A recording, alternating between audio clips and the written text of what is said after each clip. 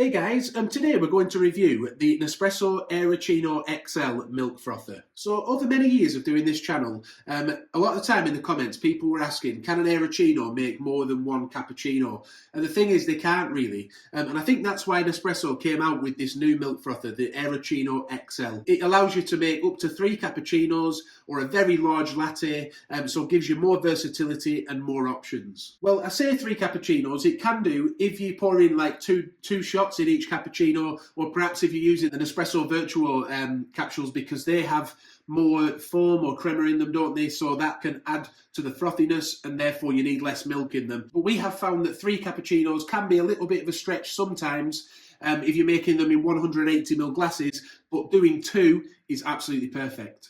Yeah, we can see those drinks on this image here as well. So we've got your large latte, your cappuccinos. It also makes a latte macchiato, so you put the coffee in after rather than before you pour the milk in for that. But it can make a flat white as well and other drinks, just depending on how you prepare them.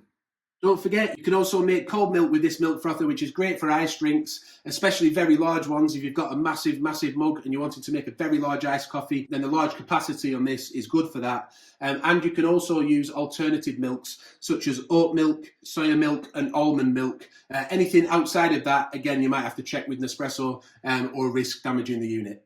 The whisk has a removable spring, so you would take that off to do lattes or flat whites, or keep it on for latte macchiatos and cappuccinos. So we are going to share some dimensions, but as you can see, if you've owned an Aeroccino in the past, you'll look inside now, you'll see that's an absolutely massive space in there, isn't it? If you look inside there, you'll see 3 lines. The very top one is the max line for non-froth milk. That allows you to put up to 400ml of milk in for like a very large latte. The line below that, that's for the maximum froth milk. That fits 225 millilitres of milk in, allowing you to make those 2 to 3 cappuccinos. And that very bottom line is the minimum amount of milk you can use, and that's 120 millilitres. Obviously, it's a wide unit, so you need to put a certain amount of milk in for it to work properly in the first place. And 120ml is actually perfect for 1 cappuccino anyway. Dimensions then, the maximum width is 11.8 centimetres, and the height is 20.4 centimetres. Give or take, half a millimetre here or there. And the base itself, that's slightly slimmer than the very top of the unit.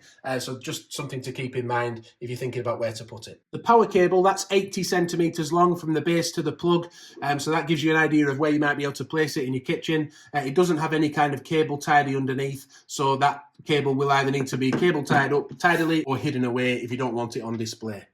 The milk frother itself has a touch button. You don't press it, you just touch it for a very short time to get hot milk. It will turn red and start to froth hot milk.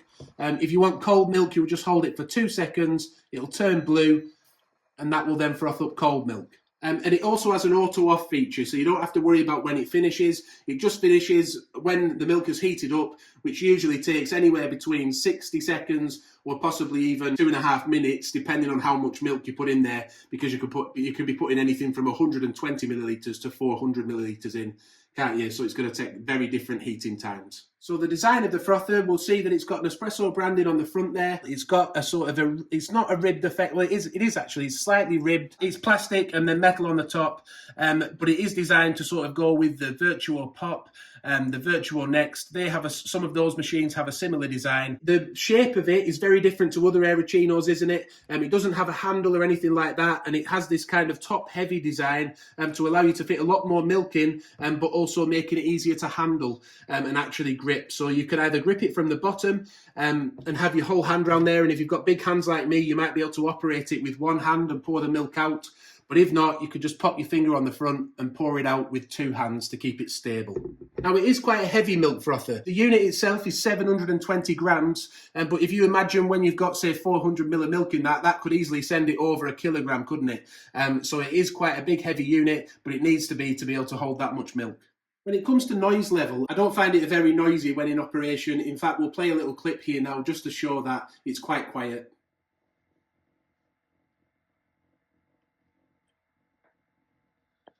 So for cleaning then, it does have a rubberized seal around the top. That stops it from overflowing, but that can be removed for easy cleaning look. And also it is dishwasher safe, the unit, all the bits, the spring, the whisk, and this top bit are all dishwasher safe, even though it's got a button on the front, but you can't put the base in the dishwasher. I mean, you wouldn't want to anyway, would you? But that is a bit of a disclaimer, don't put the base in the dishwasher. The jug itself is made of stainless steel. It's got a plastic coating on it, and inside it has a non-stick coating as well. That makes it easy for cleaning. So if you don't have a dishwasher, you can clean up just with a damp cloth, something that's non-abrasive. But we have a video showing you how to do that. I'll link to that above now for the Aeroccino 3, but the process will be the same with this one as well. There are some specifications though to check out on the Nespresso website or in your manual, because it does say don't put it in above, I think it's 70 degrees C in the dishwasher, but check that out in your manual.